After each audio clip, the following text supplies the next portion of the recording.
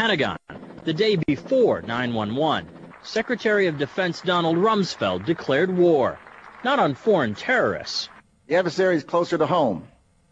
It's the Pentagon bureaucracy. He said money wasted by the military poses a serious threat. In fact, it could be said that it's a matter of life and death. Rumsfeld promised change, but the next day, the world changed. And in the rush to fund the war on terrorism, the war on waste seems to have been forgotten. My 03 budget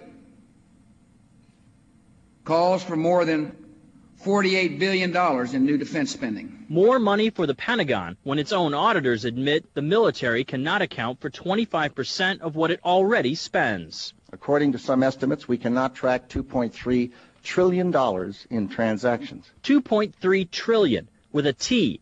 That's $8,000 for every man, woman, and child in America. Yes. Mr. Secretary, today we saw military planes both in New York and in Washington. How much more of a military presence will we see now that this incident has occurred for the next week?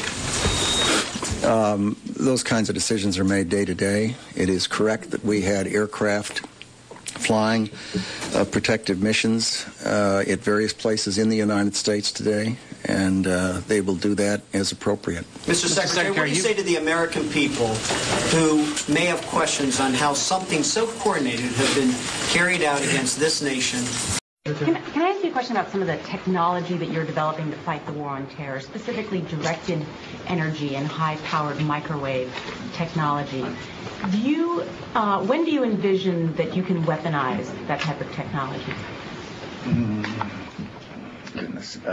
It is in, for the most part, the kinds of things you're talking about are in varying early stages. Do you have anything you'd add? I don't think I would add much. I think they are in early stages and probably not ready for employment at this point. In the normal order of things, when you invest in research and development and begin a developmental project, you don't have any intention or expectations that one would use it. On the other hand, the real world intervenes from time to time, and you reach in there and take something out that is still in a developmental stage, and you might use it. So your question's not answerable.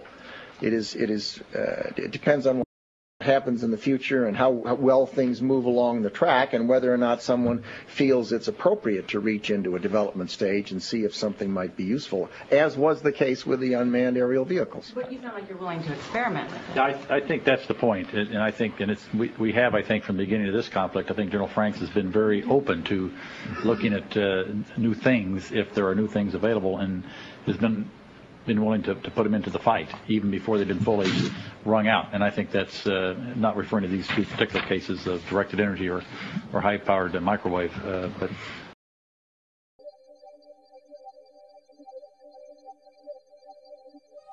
the search for Osama bin Laden, there was constant discussion about him hiding out in caves, and I think many times the American people have a perception that it's a little hole dug out of a side of a mountain. Oh, no. This is it. This is a fortress. Yes. A complex, multi-tiered, bedrooms and offices on the top, as you can see.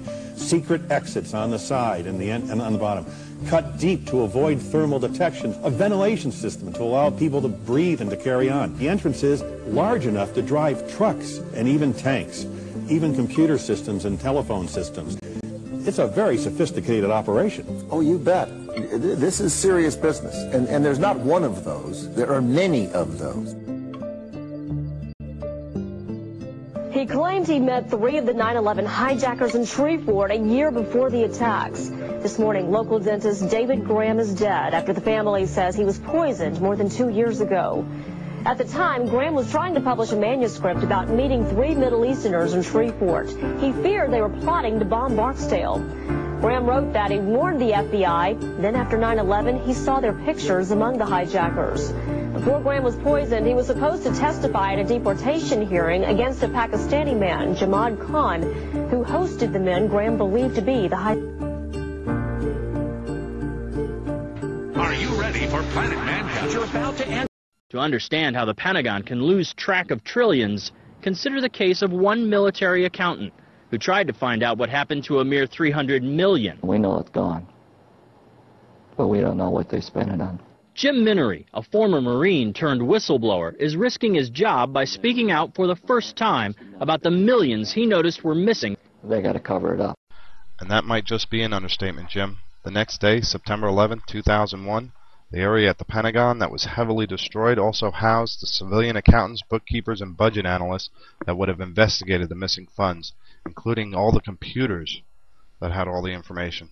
My second question, Mr. Secretary, according to the Comptroller General of the United States, there are serious financial management problems at the Pentagon, to which Mr. Cooper alluded. Fiscal year 1999, 2.3 trillion missing. Fiscal year 2000, 1.1 trillion missing. And DOD is the #1 reason why the government can't balance its checkbook. Finally, Mr. Secretary, after the last hearing, I thought that my office was promised a written response to my question regarding the 4 war games on September 11th.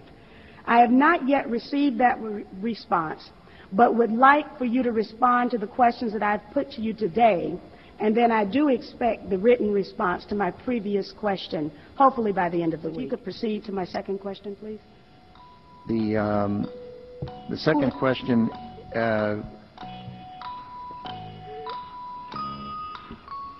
I've forgotten what the second question was. I think Ms. Jonas knows it. Okay.